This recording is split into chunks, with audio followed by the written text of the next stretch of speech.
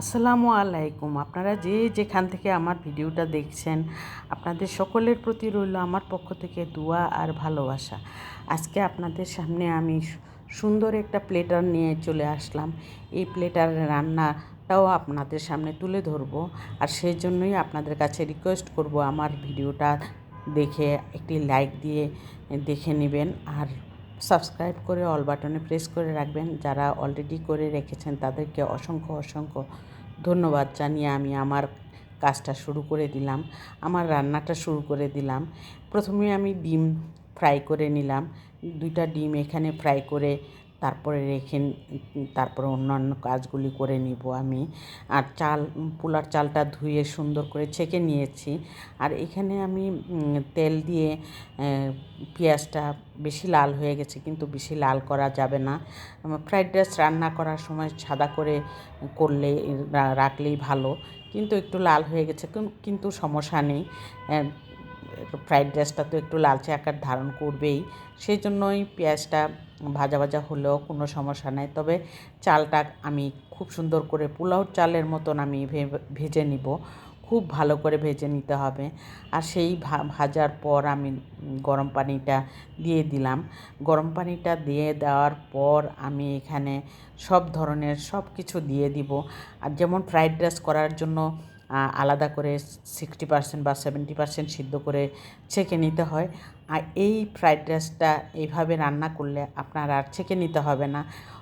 ওইভাবে রান্নাটা করলে কিন্তু অনেক সময় পোলার চালটা একটু নরম হয়ে গেলে দানা দানা হয়ে থাকে চালটা, আর সেই দানা দানা ভাবটা কিন্তু এইভাবে রান্না করলে আর হয় না। আর তেলের পরিমাণটা এইভাবে রান্না করলে একদমই কম দিতে হয়। ফ্রাইড রাইস যেমন অল্প একটু তেলের মধ্যে ভেজে নিতে হয়, সেভাবেই আমি চালটাও ভেজে নিয়েছি। ভেজে নেওয়ার পর আমি সুন্দর করে পানিটা দিয়ে আমি গাজর কুচি দিয়ে দিলাম, পেঁয়াজের কলি দিয়ে দিলাম, আর ডিম ভেজেছিলাম যে ওই ভাজাটাও আমি দিয়ে দিলাম। দিয়ে দেওয়ার পর পরিমাণ মতো আমি অল্প একটু 1 থেকে 1.5 চা চামচ ঘি দিয়ে দিলাম। ঘি দেওয়ার টেস্ট অনেক বেড়ে যায় ঘি দেওয়ার পর। আর সেই জন্য একটু লাল মরিচের গুঁড়াও দিয়ে দিলাম কালারটা সুন্দর আসার জন্য। সেইভাবে আর লবণ দিয়ে দিলাম আমি এখানে প্রায় 3 পট চালের আমি ফ্রাইড রাইস রান্না করেছি, বাসার সবাই যাতে খেতে পারে সেই রাতের জন্য আমি ডিনারটা তৈরি করলাম। আর সেই ডিনারে যদি হয় এরকম একটা নতুন ধরনের ফ্রাইড রাইস, খেতে কিন্তু সুস্বাদু অনেক লাগবে। আপনারা এভাবে বানিয়ে তৈরি করে দেখবেন, খুবই সুন্দর লাগবে। আর এখানে আমি একটা সিজলিং মশলা দিয়েছি, ম্যাগি মশলার মতন একটা সিজলিং মশলা আছে, ওই মশলার প্যাকেট পাওয়া যায়, স্বাদ সিজলিং পাউডার। সেই চিন্তা করে আমি ওইভাবে দিয়ে দিলাম সিজলিং। আর সয়া সস দিয়ে দিয়েছি আমি, এখানে সব কিছুই কিন্তু দিয়ে দিয়েছি দেখানো। তারপরে মাঝে মাঝে 2-1 বার নেড়ে চেড়ে দিতে হবে।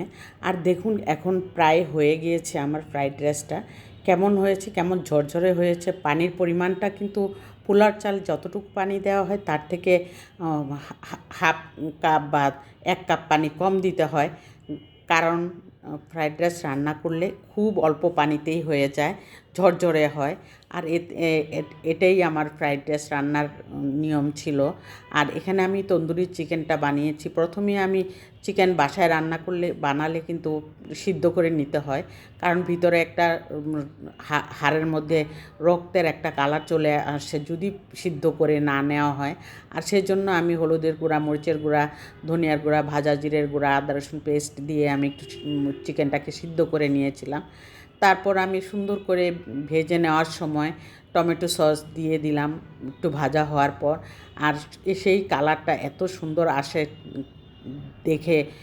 দেখেই খেতে ইচ্ছা করে। কিন্তু আমি প্রায়ই এটা করে থাকি।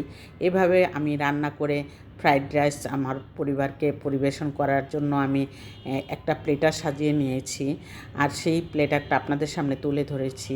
আর কেমন হলো আমার ফ্রাইড রাইস রান্নাটা আপনারা কমেন্টে জানাবেন।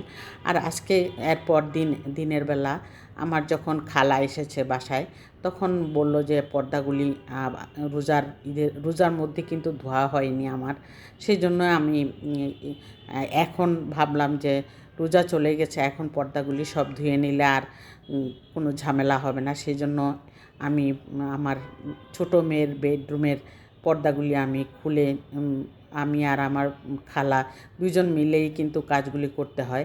খুলে টুলে সুন্দর করে দিলাম। তারপর ঘর অনেক নোংরা হয়ে গিয়েছিল, সেগুলি সব খালা পরিষ্কার করে দিল। দেওয়ার পর ধুয়ে নিলাম। তারপর শুকাতে দিলাম। শুকিয়ে গেলে